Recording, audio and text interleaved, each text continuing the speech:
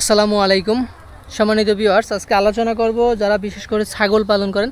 বাংলাদেশে প্রচুর পরিমাণ ছাগল পালন করা হয়, অনেক খামার আছে, কিন্তু একটু সমস্যা হয় যে অন্যান্য বড় ঘাসগুলো খেতে চায় না।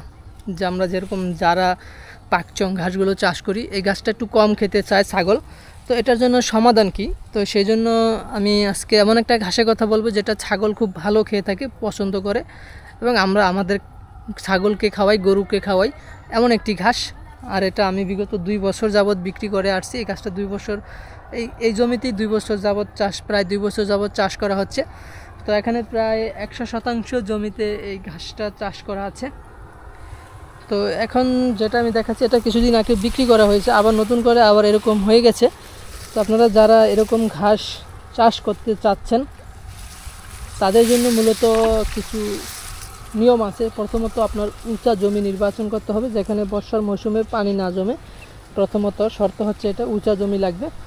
যদি বৃষ্টি হয়, পানি নেমে যায়, তাহলেও চাষ করতে পারবেন। আর এই গাছটা সর্বোচ্চ 10 থেকে 15 দিন পর্যন্ত পানি সইতে পারে। আর আরেকটা বিষয় আমি দেখাই, তাহলে বুঝবেন। যেখানে যে ঘাসটা দেখছেন, এটা মূলত আমি বেড আকারে করেছি, কারণ এটা একটু নিচা জমি, এই জন্য বেড আকারে করেছি। এখন এটার এই যে দেখুন, নিচে পানি, বেডের ভিতরে কিন্তু পানি। আর এই যে মাটি থেকে 1 বিঘা উপরে উঁচা জমিতে মূলত এই যে ঘাসের জোপালোটা, এখানে মূলত মাটি, এই যে পানি। তো নিচে পানি, বাট উপরে যেখানে গোড়াটা, সেখানে পানি না থাকার কারণে কিন্তু আপনার ঘাসটা খুব ভালো, এবং দেখুন একদম সতেজ, কোনো লাল হয়নি, মারা যায়নি। তো আপনারাও এরকম হালকা বেড করে করতে পারেন। আর যদি উঁচু জমি থাকে তাহলে তো আরও সুবিধা। তো এরকম বেড আকারও করা যায় নিচু জমিতে, বা 10-15 দিন পানি সইতে পারে, বা নিচে পানি থাকলে, উপরে পানি না থাকলেও এই গাছটা ভালো হয়ে থাকে।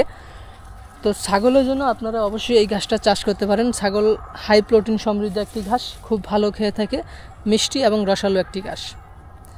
তো সেই হিসেবে আপনারা এই জোপালো ঘাসগুলো চাষ করলে আপনার ছাগলের অনেক খাবার পরিমাণ বেঁচে, মানে সাশ্রয়ী হবে। কারণ অন্যান্য ঘাস বা গাছের পাতা, লতাপাতা একটু কষ্টসাধ্য। আপনি যদি একটু কষ্ট করে এরকম জমিতে কিছু অংশে ঘাস, 5%, 10% জমিতে ঘাস চাষ করতে পারেন, আপনার অ্যাভেলেবেল, আপনার কষ্ট ছাড়াই মূলত আপনি ছাগলগুলো পালন করতে পারবেন।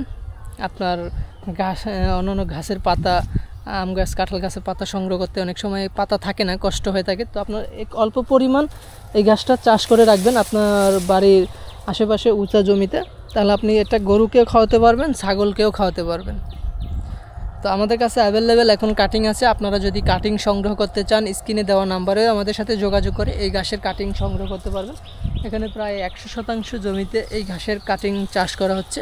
আপনারা চাইলে আমাদের কাছ থেকে এরকম ঘাসের কাটিং সংগ্রহ করতে পারবেন। আপনারা সকলে ভালো থাকবেন, সুস্থ থাকবেন। আল্লাহ হাফেজ।